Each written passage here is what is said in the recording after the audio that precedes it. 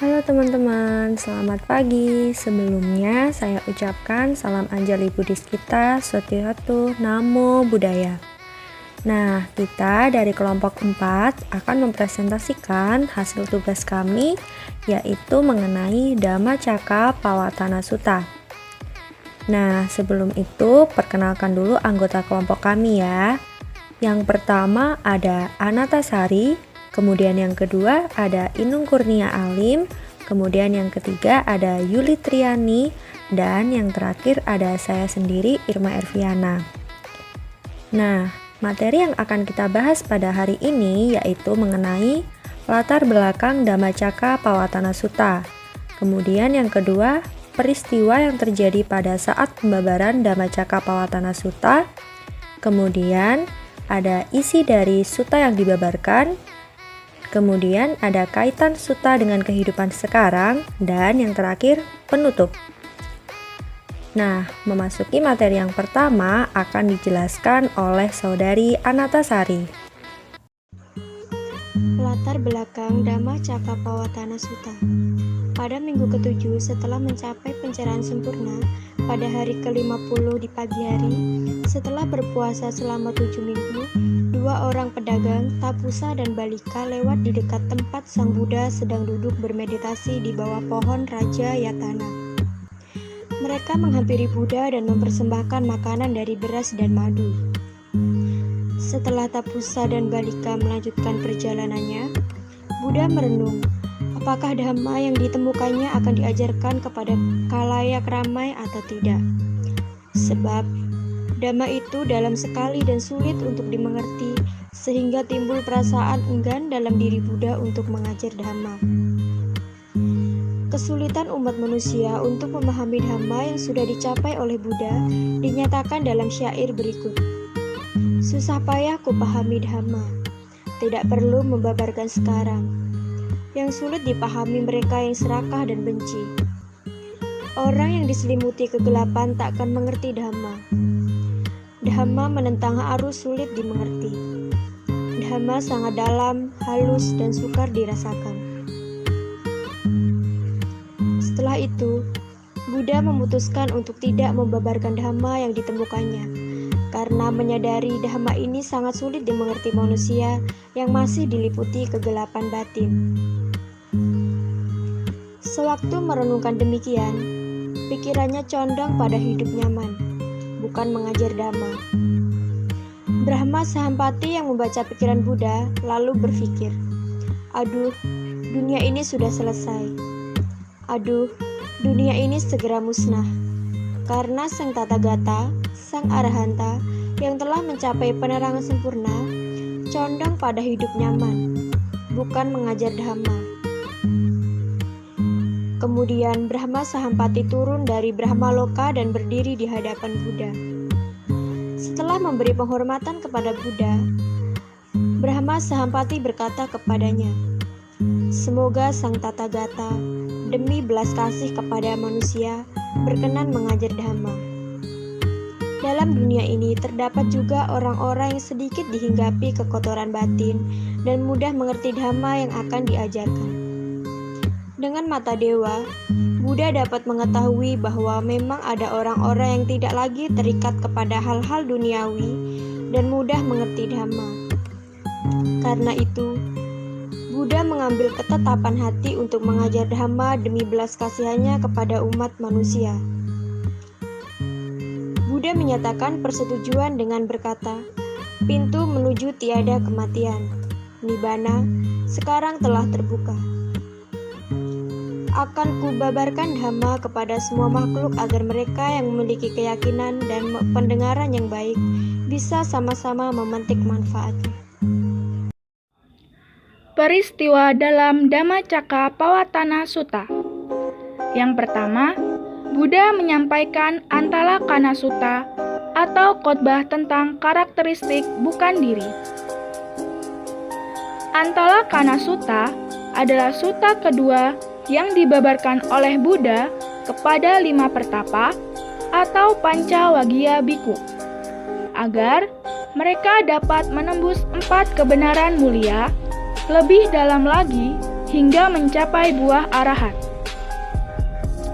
Pada saat mendengarkan pembabaran sutta tersebut, Yang Arya Anya Kondana, Yang Arya Badia, Yang Arya Wapa, Yang Arya Mahanama, dan Yang Arya Asaji baru mencapai tingkat kesucian Sotapanya.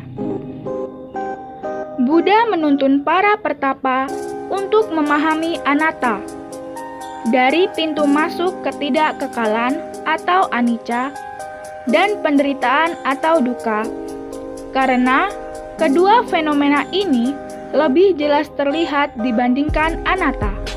Dalam kehidupan sehari-hari, saat benda yang kita miliki rusak atau orang di sekitar kita meninggal dunia, kita bisa mengatakan, "Ah, anicca."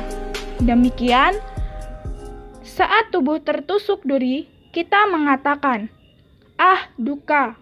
Namun, tidak lazim orang mengatakan, "Ah, anatta," dalam situasi seperti itu.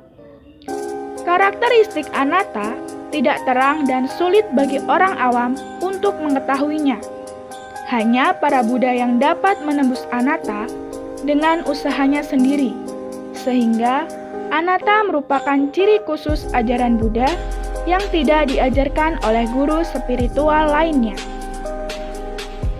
Yang kedua, Buddha menyampaikan Aditta Pariyaya Sutta atau khotbah tentang terbakar, di mana Sang Buddha mengajarkan tentang 6 landasan indera yang terbakar oleh api nafsu, kebencian dan kebodohan batin kepada 1000 orang biku yang sebelumnya adalah para pertapa berambut kusut yang memuja api.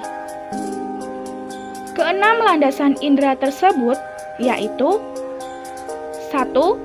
Mata atau internal dan objek-objek yang terlihat atau eksternal. Yang kedua, telinga atau internal dan suara atau eksternal. Yang ketiga, hidung atau internal dan bau-bauan atau eksternal. Yang keempat, lidah atau internal dan kecapan atau eksternal. Yang kelima, tubuh atau internal dan sentuhan atau eksternal. Yang keenam, pikiran atau internal dan objek-objek mental atau eksternal. Ketiga, terbentuknya sangha pertama. Kondana yang pertama kali berhasil menjadi Sotapanya mendapat julukan Anatta Kondana, yang artinya telah mengerti Dhamma. Kemudian memohon kepada Buddha untuk ditabiskan menjadi biku. Berturut-turut, Wapa dan Badia menyusul Mahanama dan Asaji setelah mempelajari khotbah Dhamma berikutnya. Mereka berhasil mencapai arahat. Selanjutnya, bersama dengan Pancawagya biku tersebut, Buddha membentuk sangha monastik atau Arya Sangha Biku atau persaudaraan para biku suci yang pertama tahun 588 sebelum Masehi. Keempat, pertama kalinya adanya 3 perlindungan atau Triratna. Setelah Buddha membentuk Arya Sangha atau persaudaraan para biku suci bersama dengan Pancawagya biku, dengan terbentuknya Sangha, maka Triratna menjadi lengkap, yaitu Buddha, Dhamma, dan Sangha. Nah, yang berikutnya saya akan menjelaskan isi dari Dhammacakkappavattana Sutta. Khotbah Dhammacakkappavattana Sutta ini dimulai dengan penjelasan tentang 2 jalan ekstrim yang harus dihindari. Apa saja itu? Yang pertama ada Kama Sukha Likanu Yoga, yaitu tentang pengumbaran nafsu indriya, dan yang kedua Atta Kilamatanu Yoga, yaitu tentang menyiksa diri. Penghindaran tersebut dapat dilakukan dengan menjalankan jalan tengah. Jalan tengah yang dimaksud merupakan jalan mulia berunsur 8. Jalan ini merupakan ajaran utama agama Buddha yang menjelaskan tentang jalan menuju lenyapnya penderitaan atau dukkha dan mencapai pencerahan. Nah, jalan mulia berunsur 8 itu terdiri dari pengertian benar atau samaditi, kemudian pikiran benar atau sama sankapa, kemudian ucapan benar atau sama waca, perbuatan benar sama kamanta, mata pencaharian benar sama ajiwa, daya upaya benar sama wayama, perhatian benar sama sati, dan konsentrasi benar atau sama samadhi. Pengertian benar atau samaditi. Pengertian benar mencakup pengetahuan tentang Catari Arya Sacani, Tilakana, Paticca Samuppada, hukum karma. Dalam Samaditi Sutta, Bhikkhu Sariputta menjelaskan bahwa pengertian benar ini dapat dicapai melalui pengertian mendalam akan kebajikan dan ketidakbijakan. 4 jenis makanan, cataro ahara, 12 nidana atau 3 noda asawa. Kemudian, yang kedua, pikiran benar atau sama sankapa. Pikiran benar merupakan akibat dari adanya pengertian yang benar. Pikiran ini memiliki 2 tujuan, yaitu melenyapkan pikiran-pikiran jahat dan mengembangkan pikiran-pikiran baik. Kemudian yang ketiga, ucapan benar atau sama waca. Ucapan benar merupakan usaha menahan diri dari berbohong, memfitnah, ucapan kasar, ucapan yang tidak bermanfaat. Ucapan yang benar harus memenuhi 4 syarat, yaitu ucapan itu benar, ucapan itu beralasan, ucapan itu berfaedah, dan ucapan itu tepat pada waktunya. Yang selanjutnya adalah perbuatan benar atau sama kamanta.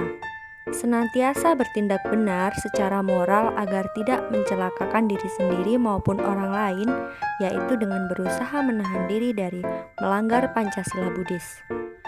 Kemudian yang selanjutnya, mata pencaharian benar atau sama ajiwa. Senantiasa menghindarkan diri dari berbagai mata pencaharian yang menyebabkan kerugian atau penderitaan makhluk lain. Nah, 5 objek perdagangan yang seharusnya dihindari terdapat di dalam Anguttara Nikaya. Sedangkan 5 mata pencaharian salah yang harus dihindari terdapat dalam Majjhima Nikaya. Kemudian yang keenam, daya upaya benar atau sama wayama. Artinya dengan berupaya keras untuk meninggalkan seluruh pikiran yang salah dan dapat merugikan perkataan dan perbuatan. Sebaliknya yaitu dengan berupaya keras untuk meningkatkan apa yang baik dan berguna untuk diri mereka sendiri dan orang lain, baik dalam pemikiran, perkataan, dan juga perbuatan. Dalam hal ini terdapat 4 macam daya upaya yang benar. Kemudian yang ketujuh, perhatian benar atau samasati. Perhatian benar juga dapat diartikan sebagai ingatan benar atau kesadaran benar. Dengan demikian, maka hendaknya kita senantiasa menjaga pikiran-pikiran terhadap fenomena yang memengaruhi tubuh dan pikiran. Perhatian benar ini dapat diwujudkan dalam 4 bentuk tindakan, yaitu perhatian penuh terhadap jasmani, perhatian penuh terhadap perasaan, perhatian penuh terhadap pikiran, perhatian penuh terhadap batin. Nah, yang terakhir adalah konsentrasi benar atau sama samadhi. Konsentrasi benar ini dapat dilakukan dengan cara memusatkan pikiran kepada suatu objek pikiran hingga mencapai konsentrasi penuh dan masuk ke dalam kondisi meditatif. Cara ini disebut dengan samatha bhavana.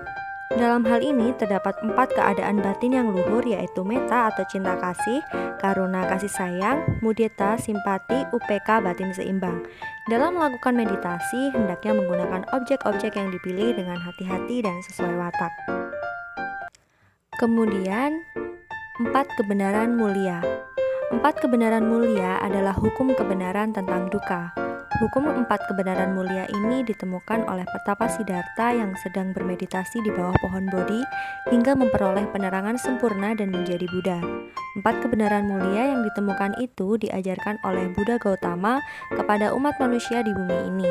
Muncul ataupun tidak muncul seorang Buddha di dunia ini, kebenaran itu akan tetap ada dan berlaku secara universal. Nah, isi dari 4 kebenaran mulia ini adalah: yang pertama, kebenaran tentang adanya dukkha atau dukkha. Kemudian, kebenaran tentang sebab dukkha atau dukkha samudaya. Kemudian yang ketiga, kebenaran tentang lenyapnya dukkha atau dukkha nirodha. Dan yang terakhir adalah kebenaran tentang jalan berunsur 8 menuju akhir dukkha atau dukkha nirodha gamini patipada magga. Nah, penjelasan isi dari 4 kebenaran mulia. Dukkha, berbagai bentuk penderitaan atau dukkha yang ada di dunia ini. Berbagai bentuk penderitaan atau dukkha yang ada di dunia ini dapat dirangkum ke dalam 3 bagian utama atau kategori, yaitu yang pertama, penderitaan biasa atau dukkha, misalnya sakit flu, sakit perut, sakit gigi, dan sebagainya. Kemudian yang kedua, penderitaan karena perubahan, viparinama dukkha, misalnya berpisah dengan yang dicintai, berkumpul dengan yang dibenci, tidak tercapai apa yang diinginkan, bersedih, ratap tangis, putus asa, dan sebagainya. Kemudian yang ketiga, penderitaan karena memiliki badan jasmani atau sankhara dukkha, yaitu penderitaan karena kita lahir sebagai manusia sehingga bisa mengalami sakit flu, sakit gigi, sedih, kecewa, dan sebagainya. Kemudian, dukkha samudaya. Ketiga macam penderitaan di atas tentu tidak muncul begitu saja, tetapi karena ada sebab yang mendahului, bukan asal mula. Karena disebut dengan sebab, maka hal itu tidak dapat diketahui awal dan akhirnya. Sebab penderitaan itu adalah karena manusia diliputi keserakahan, kebencian, dan kegelapan batin, sehingga mengakibatkan kelahiran yang berulang-ulang dari masa ke masa, dari satu alam ke alam berikutnya. Manusia banyak yang tidak menyadari bahwa ada kebebasan dari semua bentuk penderitaan yang dapat dicapai ketika masih hidup. Mereka kebanyakan melekat pada kesenangan-kesenangan nafsu indera, menghancurkan kehidupan makhluk lain, menganut pandangan salah yang menyesatkan banyak orang, dan menjanjikan kebahagiaan semu dan sementara. Hidupnya tidak diarahkan dengan baik, tidak membuka diri untuk belajar lebih dalam tentang kebenaran universal, menjadi orang dungu yang hanya tahu tetapi tidak mempraktikkan apa yang ia ketahui, menjadi orang bodoh yang tidak mampu membedakan kebaikan dan kejahatan. Inilah sebab penderitaan yang menyelimuti kebanyakan umat manusia, yaitu nafsu yang tiada henti atau tanha, dan kegelapan batin atau awija yang menjadi sebab kelahiran berulang-ulang bagi dirinya. Kemudian yang ketiga, dukkha nirodha. Sebagaimana kesakitan akan sembuh manakala sebabnya telah diketahui dan diberikan obat yang tepat. Demikian pula penderitaan seseorang juga dapat ditransformasikan dengan mempraktikkan cara-cara yang benar dan berlaku secara universal. Kebahagiaan akan dicapai manakala ia terbebas dari penderitaan itu. Kebahagiaan ini adalah kebahagiaan sejati yang mana tidak akan diketahui kemana perginya seseorang yang telah bebas dari derita batin dan jasmani. Dan inilah kebahagiaan nirwana atau nibbana. Kebahagiaan yang dapat dicapai bukan setelah meninggal dunia saja, tetapi juga ketika seseorang masih hidup di dunia ini. Nirwana bukanlah suatu tempat, melainkan keadaan di mana seseorang mempunyai pikiran yang sangat jernih, yang telah terbebas dari sifat serakah, benci, dan gelap batin. Nah, yang terakhir adalah dukkha nirodha gamini patipada magga. Hukum kebenaran yang keempat ini adalah cara untuk melenyapkan dukkha, di mana cara melenyapkan dukkha harus dengan mempraktekkan jalan mulia berunsur 8 yang sudah saya jelaskan tadi. Kemudian yang selanjutnya adalah 3 tahapan dalam 4 kebenaran mulia. Tahapan yang pertama, pengetahuan tentang 4 kebenaran mulia atau sacanana.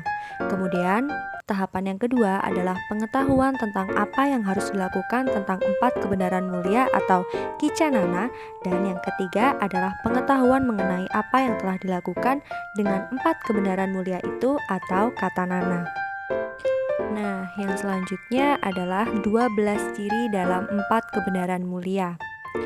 Kebenaran mulia tentang dukkha. Ini adalah kebenaran mulia tentang dukkha. Kebenaran mulia tentang dukkha patut dipahami atau parineya. Kebenaran mulia tentang dukkha telah dipahami atau parinata. Nah, yang kedua ada kebenaran mulia tentang asal mula dukkha. Ini adalah kebenaran mulia tentang asal mula dukkha. Kebenaran mulia tentang asal mula dukkha patut dihindari atau pahatabba. Kemudian, kebenaran mulia tentang asal mula dukkha telah dihindari atau pahana. Yang ketiga, kebenaran mulia tentang musnahnya dukkha. Ini adalah kebenaran mulia tentang musnahnya dukkha. Kebenaran mulia tentang musnahnya dukkha patut dicapai sacikataba. Kebenaran mulia tentang musnahnya duka telah dicapai atau sacikata. Kebenaran mulia tentang jalan menuju musnahnya duka. Ini adalah kebenaran mulia tentang jalan menuju musnahnya duka. Kebenaran mulia tentang jalan menuju musnahnya duka patut dikembangkan atau bawetaba. Kemudian, kebenaran mulia tentang jalan menuju musnahnya duka telah dikembangkan atau bawita.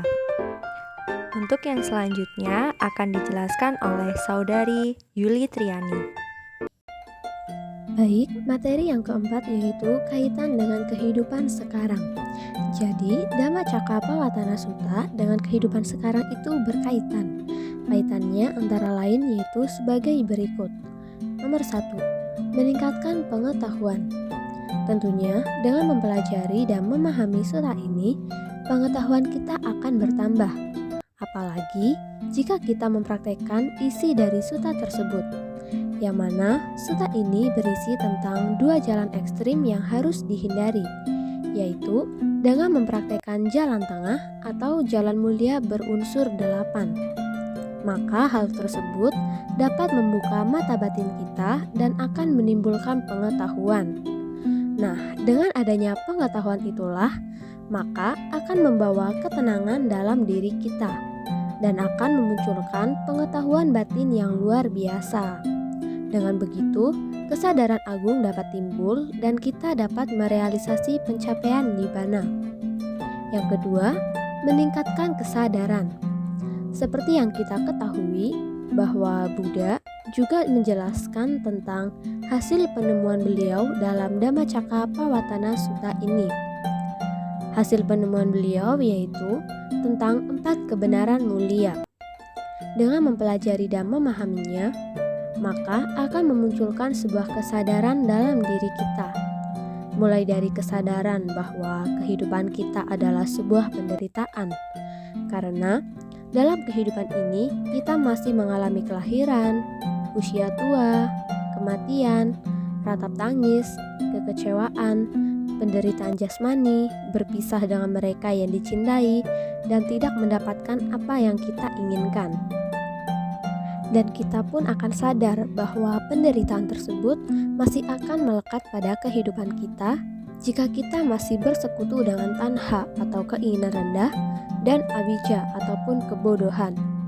Nah, mengetahui hal tersebut, kita pun akan sadar bahwa penderitaan tersebut dapat kita hindari, yaitu dengan melaksanakan jalan mulia berunsur 8 dengan tekun, yang mana ke-8 jalan mulia tersebut adalah pandangan benar, pikiran benar, ucapan benar, perbuatan benar, penghidupan benar, usaha benar, perhatian benar, dan konsentrasi benar. Yang ketiga yaitu meningkatkan kualitas batin.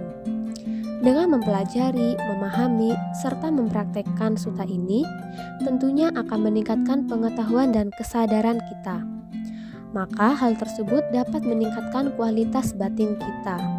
Karena kita telah memiliki pengetahuan dan telah memiliki kesadaran, maka perbuatan yang kita lakukan, baik melalui pikiran, ucapan, ataupun badan jasmani itu, senantiasa didasari dengan aloba, adosa, dan amoha. Dengan begitu, kualitas batin kita akan berkembang ataupun meningkat. Yang keempat, menjaga diri dari pelanggaran Pancasila Buddhis. Jika kita menjalankan jalan mulia berunsur 8, berarti secara tidak langsung kita telah menjaga diri kita dari pelanggaran Pancasila Buddhis.